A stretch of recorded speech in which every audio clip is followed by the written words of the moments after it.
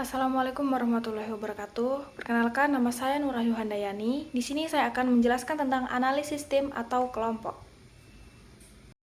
Langsung saja masuk ke definisi kelompok dan tim. Untuk yang kelompok adalah sekumpulan orang yang berkumpul atau berada bersama karena memiliki kesamaan tertentu seperti tujuan umum, kepentingan, lokasi, atau aktivitas. Anggota kelompok tidak selalu saling bergantung satu sama lain dalam menyelesaikan tugas. Namun, berbeda dengan tim. Tim adalah sekelompok orang yang bekerja sama secara terkoordinasi untuk mencapai tujuan yang sama, di mana setiap anggota memiliki peran dan tanggung jawab dan yang saling melengkapi. Untuk yang selanjutnya, analisis tim atau kelompok. Tim yang dianalisis merupakan kelompok mahasiswa yang dibentuk untuk mengerjakan tugas perkuliahan secara bersama-sama. Kelompok ini terdiri dari beberapa anggota dengan latar belakang kemampuan dan karakter yang berbeda. Setiap anggota memiliki peran masing-masing.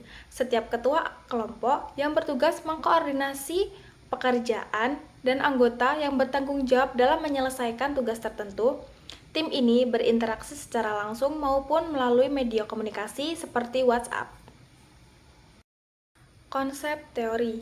Jika dikaitkan dengan teori, kondisi tim ini sesuai dengan konsep dinamika kelompok, di mana setiap anggota memiliki peran dan tingkat partisipasi yang berbeda. Selain itu, teori kerja tim menjelaskan bahwa efektivitas kelompok sangat dipengaruhi oleh komunikasi dan kolaborasi antar anggota.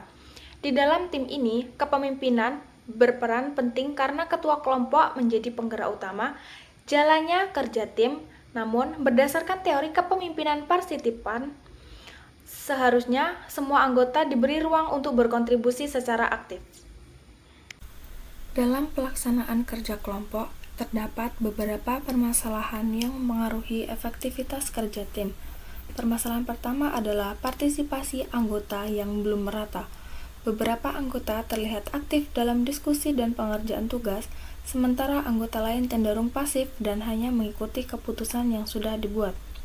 Kondisi ini menyebabkan beban kerja tidak terbagi secara adil dan dapat menimbulkan rasa tidak seimbang dalam tim. Permasalahan kedua adalah kurangnya komunikasi yang konsisten antar anggota. Komunikasi seringkali hanya terjadi saat mendekati batas waktu pengumpulan tugas. Akibatnya, muncul kesalahpahaman mengenai pembagian tugas, perubahan instruksi, atau hasil pekerjaan yang tidak sesuai dengan harapan. Kurangnya komunikasi yang rutin juga membuat anggota tidak memenuhi perkembangan pekerjaan secara menyeluruh. Selain itu, tim juga mengalami ketergantungan yang tinggi terhadap ketua kelompok. Ketua sering menjadi pusat pengambilan keputusan dan penggerak utama dalam menyelesaikan tugas. Ketika ketua kelompok sibuk atau terlambat memberikan arahan, progres kerja tim ikut terhambat. Hal ini menunjukkan bahwa rasa tanggung jawab kolektif di dalam tim masih perlu ditingkatkan. Permasalahan selanjutnya adalah pembagian tugas yang belum sepenuhnya sesuai dengan kemampuan dan minat anggota. Dalam beberapa kasus, pembagian tugas dilakukan secara tepat tanpa mempertimbangkan kompetensi masing-masing anggota. Akibatnya, ada anggota yang merasa kesulitan menyelesaikan tugasnya, sementara anggota lain justru memiliki kemampuan lebih tetap tidak dimanfaatkan secara optimal. Masalah lain juga muncul adalah kurangnya evaluasi terhadap kinerja tim. Setelah tugas selesai, tim jarang melakukan refleksi atau evaluasi bersama mengenai apa yang sudah berjalan dengan baik dan apa yang perlu diperbaiki. Tanpa adanya evaluasi, kesalahan yang sama cenderung terulang pada tugas berikutnya dan proses pembelajaran dalam tim menjadi kurang maksimal.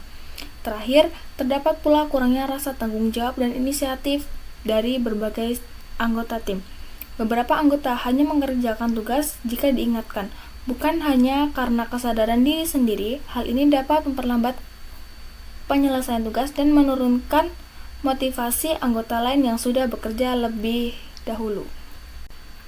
Untuk meningkatkan kinerja tim, solusi yang dapat diterapkan adalah pembagian tugas berdasarkan kemampuan dan minat anggota agar pekerjaan lebih efektif.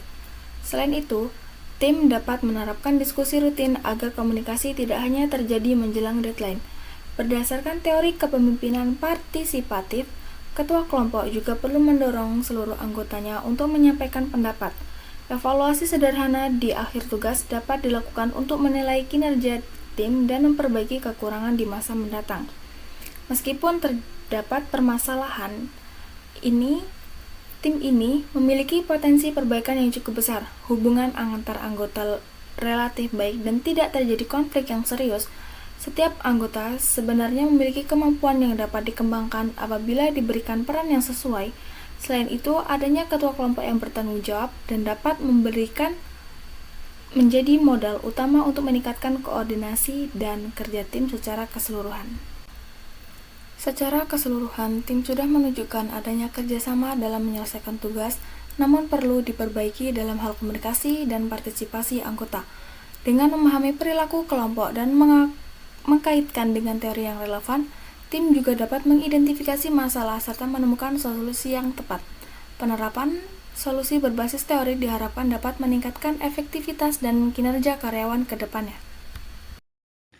Demikian materi yang dapat saya sampaikan, kurang dan lebihnya saya mohon maaf. Saya akhiri, wabillahi taufiq wal hidayah, wassalamualaikum warahmatullahi wabarakatuh.